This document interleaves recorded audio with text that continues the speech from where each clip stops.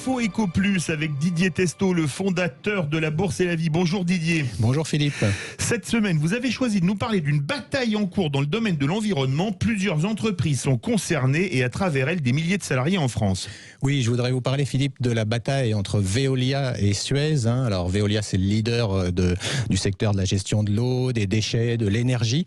Suez est également dans l'eau et les déchets. Et ces deux entreprises sont concurrentes depuis 160 ans, donc un bail. Des lustres.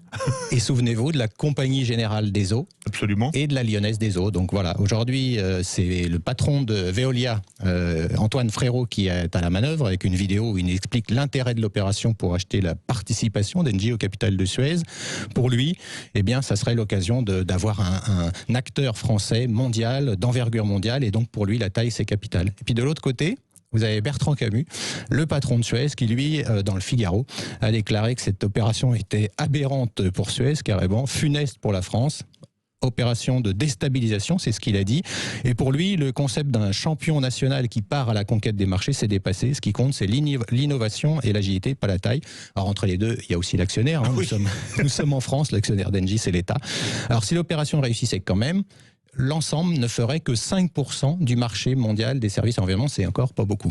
Et puis Philippe, je voudrais quand même à cette occasion parler de ce qui ne va pas en France, parce que quand on voit cette opération Veolia sur Suez, finalement, c'est le capitalisme sans capitaux. C'est ça, c'est la réalité. C'est-à-dire que finalement, quand Engie a dit je souhaite vendre ma participation, personne n'est venu, sauf Veolia. Mais tant que nos énarques ne feront pas mieux, c'est-à-dire de piloter, d'orienter l'épargne des Français vers les entreprises pour les aider à se développer, on aura ce dilemme. Et à la fin, les entreprises et les salariés français, bien sûr, sont à risque. Mais le A de ENA veut dire administration. Didier, nous changeons de secteur, mais là aussi, vous nous parlez d'envie de mariage. Oui, alors là, c'est dans l'audiovisuel, hein, les médias, avec Nicolas de Taverneau, c'était dans le JDD, effectivement, une interview, alors M6, W9, hein, pour le groupe ou Fun Radio. Selon lui, il faut que les opérateurs de télévision se regroupent, il faut trouver des nouvelles alliances, face à quoi, bien sûr, face aux plateformes, Netflix étant la plus célèbre, les plateformes de streaming.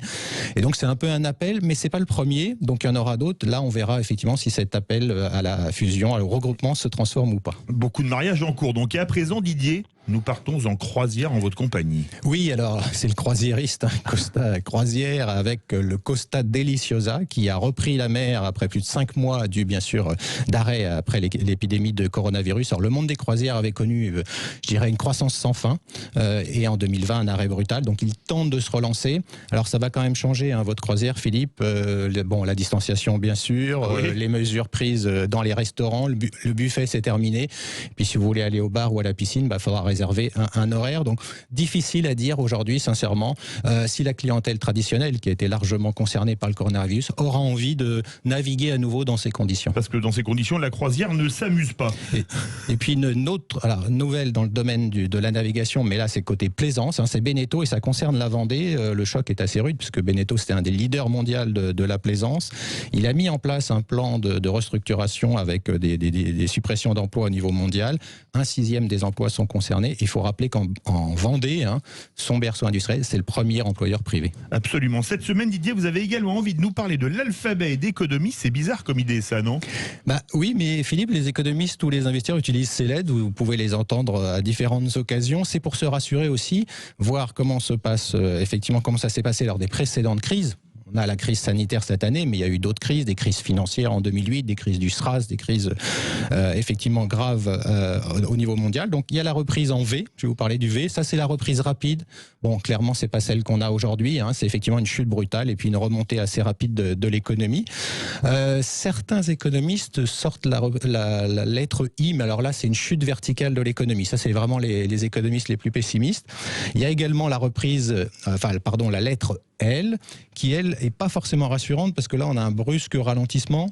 Prenons le cas du coronavirus, toujours présent, des gens qui retardent leurs dépenses, leurs vacances, et puis les États qui sont obligés de prendre de nouvelles mesures. Donc là, c'est pas non plus terrible. Et puis il y a un scénario en U, où là on a un creux qui dure plus longtemps que prévu. Et là, pour des raisons de précaution sanitaire, des mesures de confinement sont levées, mais progressivement. Et là aussi, la reprise du travail est retardée, peut-être en 2021. La reprise en W, pour terminer, c'est le double dip. Ça, c'est des financiers, c'est-à-dire qu'on est remonté, mais on rechute à nouveau. C'est un peu ce qui se passe aux États-Unis en ce moment, on verra. Et le cas, c'est la dernière qui a été inventée par les économistes. Et là, le cas, c'est certains profitent de cette reprise. En général, ceux qui sont les mieux formés et ceux qui souffrent dans les secteurs, c'est beaucoup plus compliqué. Donc voilà toutes les lettres de l'alphabet avec vous, Philippe, aujourd'hui. Eh bien, écoutez, merci beaucoup, mon cher Didier Testo. Vous êtes le fondateur de La Bourse et la Vie. Et la semaine prochaine, on révisera autre chose que l'alphabet. Très bien. Merci à vous.